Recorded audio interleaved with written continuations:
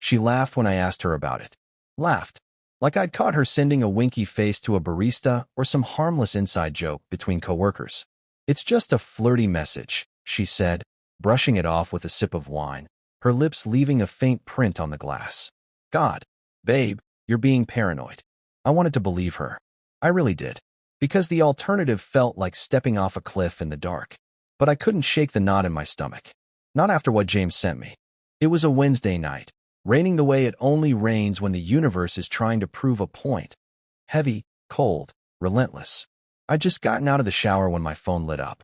A text from James. Bro, I wasn't sure if I should send this, but you need to hear it yourself. Attached were 3 screenshots and 2 audio files. At first, I didn't open them. I just stared at the screen, my thumb hovering. James was one of my oldest friends. The kind you don't question. The kind who flew across the country to be at my father's funeral and never asked for thanks. If he was sending me this, it meant he was sure. It meant it was bad. I sat on the edge of the bed, towel still around my waist, water dripping from my hair. And then I tapped the first voice note. Her voice filled the room like a ghost. Soft, intimate, like the way she used to sound when she whispered in my ear before we fell asleep. I can't stop thinking about last weekend. You have no idea what you do to me. I love you. God, I love you.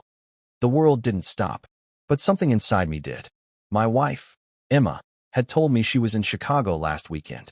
A girl's trip. Spa, shopping, mimosas. I'd even helped her pack. The second voice note was worse. You make me feel like I'm 20 again. Like I can breathe. Like someone actually sees me. That word, sees. I'd used it once during a fight months ago, when I told her I felt invisible. That I missed the way we used to touch, talk, laugh. She'd brushed it off then too. You're just stressed, she'd said. But she hadn't looked at me the same since. The screenshots were from a chat thread with someone saved as G. Not a full name. Just the letter. But it was enough. There were pictures. Her at a rooftop bar I didn't recognize. Her in a dress I'd never seen. Her smiling in a way I hadn't seen in over a year. The messages were all one-sided, his side only. James told me she must have deleted hers, but this guy didn't seem careful. He said things like, next time, stay the night, and I want more than weekends. One of them ended with, if he ever finds out, what would you even say? That question haunted me more than any of her lies. When I finally confronted her, hours later, after I'd listened to those voice notes until I could recite them word for word, she didn't cry. She didn't apologize. She just went quiet. Her eyes darted to her phone on the counter like she was calculating something. Then came the laugh. The denial. The story. It was just a flirty message, she said again. We were joking. He's going through a divorce. He needed someone to talk to. Talk to. I played the voice note aloud. That, I love you, echoed in our kitchen like a gunshot. She didn't speak for a full 10 seconds. Then she said, I was drunk. It didn't mean anything. But it did. Because I recognized that version of her. The tenderness in her voice. The low, slow rhythm. She wasn't drunk. She was in love. And not with me. The thing is, I wasn't naive. Our marriage hadn't been perfect. We'd grown distant. I'd been working late, chasing deadlines, trying to keep us afloat. She said she felt lonely, like a roommate in her own home. I chalked it up to stress. To life. I thought we were just in a season, a hard one, but one we could survive. Turns out, she'd already found her escape. Later that night, I called James. I needed to hear it from him. How he got those messages, why he sent them. He sighed on the other end. G is Greg, man. My coworker. We've gone out a few times after work. He showed me the voice notes, bragging. Said she was married. Didn't give your name. But then he showed a photo, and I recognized her. I didn't want to believe it either. Greg. A name I'd heard maybe twice. A name I'd never worried about. I thanked him, voice hollow, then hung up. Emma was on the couch, knees drawn to her chest, staring at the floor. I sat across from her. No yelling. No accusations. Just two people sitting in the rubble of something they built together. I just wanted to feel something again, she said finally, eyes glossy. Something warm. I nodded slowly. And for a moment, I almost understood. But then I remembered that voice note. I love you. You don't say that to someone by accident. Not even when you're drunk. Not even when you're lonely. And not when someone at home still holds your wedding photo on his nightstand, waiting for the woman he thought he married to come back to him. I didn't pack my things that night. I didn't shout. But something inside me started to change. Something deep, quiet, and irreversible. The next morning, she made coffee like nothing had happened. Same mug, same creamer, same tiny hum she always did when the kettle started to whistle. It was like watching a stranger wear her skin, like someone had pressed play on a tape that used to be our life, hoping I'd forget what I heard. But I hadn't forgotten. I hadn't slept. All night, I laid there staring at the ceiling while she curled into herself on the edge of the bed, facing away, like she couldn't bear to look at the damage. Or maybe she just didn't want to see me bleeding from the inside out. She didn't apologize that morning, didn't explain, just sipped her coffee and said, "Do you want eggs?" I stared at her for a long moment. Not at her face. I couldn't quite meet her eyes, but at her hand.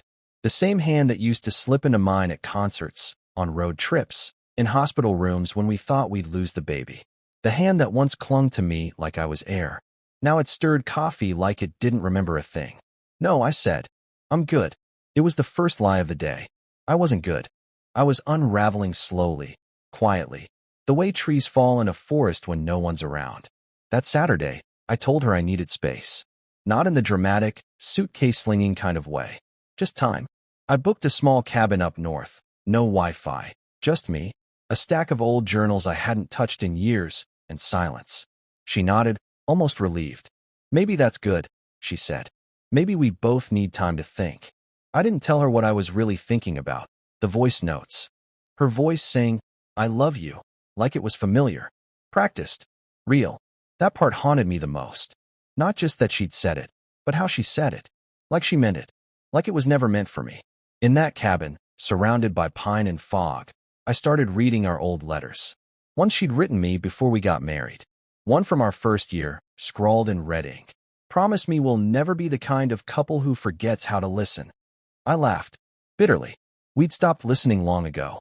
I'd been so busy trying to be enough that I missed the silence swelling between us. She stopped needing me, and I mistook it for independence. She stopped laughing with me, and I blamed stress. I kept giving and giving, thinking I was the anchor, not realizing she'd already untied the rope. I wasn't perfect. God, I wasn't. I brought work home, missed anniversaries. I shut down after our miscarriage in a way that made her feel alone in the grief. I know that. I own that. But I never stopped choosing her, even on the hard days. Especially on the hard days. That week alone, I made a list. Not of things she did wrong. Not of the lies or the names or the screenshots. But a list of what I needed, in a partner, in a marriage, in myself. Honesty. Vulnerability. Loyalty that didn't need surveillance. Someone who didn't say "I love you" to another man and then call it nothing. When I came back home, she was waiting at the kitchen table. Eyes puffy. Hair tied back like she hadn't moved from that seat in days. Before I could speak, she slid a notebook across to me. Her handwriting. 10 pages. A confession. "I wrote everything," she said. "All of it. If you read this and still want to leave, I'll understand." I didn't pick it up. Not right away. Because suddenly, I didn't want another version of the story. Another, it didn't mean anything, wrapped in softer words. What I wanted was truth, not in writing, but in her face. "Just tell me this," I said quietly. "Did you ever think about how it would feel if the roles were reversed? If I sent some woman a voice note saying "I love you"? Her mouth opened, then closed. She looked down. "I didn't think," she said. "Exactly. That was the problem. Not the cheating. Not the sex, if there even was any. Not the flirting, or the lies, or the fact that she could say "I love you" to someone else while I was home cooking dinner and folding her laundry. It was that she didn't think. Didn't think it would hurt. Didn't think it would break something in me that couldn't be glued back together with apologies and promises." I stood up, walked to the door. Her voice broke behind me. "So that's it." I turned. "No," I said. "That's the middle." And then I left. Not forever. Just long enough to decide if I could live with a woman who said "I love you" like it was just a line in a play. And if I could ever say it back without hearing that voice note echo in my head. The silence between us lasted for months. Not the angry kind. Not slamming doors. Not cold shoulders. Just quiet. The kind of silence that follows a car crash, where both people crawl out, dazed, blood in their mouths, too stunned to speak, because they're both trying to understand what the hell just happened. We stayed under the same roof, like ghosts passing in daylight. Ate meals at opposite ends of the table. Shared a bed, but not sleep. I don't even know when she stopped saying goodnight. I only noticed when I realized I'd stopped waiting to hear it. Sometimes I caught her crying in the shower. Sometimes she caught me staring at the closet, wondering which suitcase would hold the least amount of pain. The voice notes never left me. Not even once. They played in the back of my mind during the most ordinary moments. Brushing my teeth, tying my shoes, waiting for a red light to change. I love you, her voice would say. Soft, warm, someone else's. That's the thing no one tells you about betrayal. It doesn't just shatter trust. It rewires you. Makes you suspicious of laughter, of locked screens, of every late text and lingering glance. It makes your heart twitch at kindness, makes you flinch at warmth. Because if she could say those words to him, with that voice, what else could be a lie? One night in November, she asked if we could talk. We hadn't done that in weeks, really talk. I said okay. We sat on the floor in the living room, knees drawn up like kids, not lovers. She wore one of my old hoodies. I think that broke me more than anything. I want to tell you the truth, she said. I didn't say anything, just waited. She looked down at her hands, then up at me. I didn't just flirt. I didn't just send a message. I fell. Hard. And for a while, I wasn't sure if I'd come back. I nodded slowly. That wasn't news. I'd known it since the first note. She went on. It didn't start with sex. It started with attention. He asked me how I felt. About work. About life. He remembered the name of my high school English teacher. You hadn't asked me anything deeper than what I wanted for dinner in over a year. That part hurt. Because it was true. She wasn't excusing it. She was explaining it. There's a difference. But I didn't leave, she added. Even when I wanted to. Even when he asked me to. Because I loved you too. Just differently. Not the way you deserved. But I never stopped. I looked at her for a long time. And all I could think was how love shouldn't be divided like pie. One slice for me, one for him. That wasn't how it worked. I deserved the whole thing. She asked me if I could forgive her. I didn't answer. Because I didn't know. Forgiveness, I'd learned, isn't a decision. It's a process. It starts in your gut and works its way up, slowly, asking hard questions at every stop. Do I believe she regrets it? Yes. Do I think she loved me? Maybe. Do I think she'd do it again? That's the question I didn't have an answer to. So I made a choice. I left. Not in anger. Not in revenge. Just in clarity. I packed a single bag. Left her the house. Told her I'd cover the bills for a while until she figured things out. I even hugged her goodbye. Tight. Real. And full of the ache that comes from still loving someone you can't stay with. She cried into my chest. And I let her. Because even if the voice note broke us, I had to believe we were real once.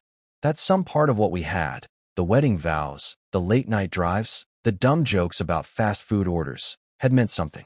That love wasn't fake just because it didn't last. I moved into a small apartment across town. Spent the first few weeks not speaking to anyone. Not James. Not my mom.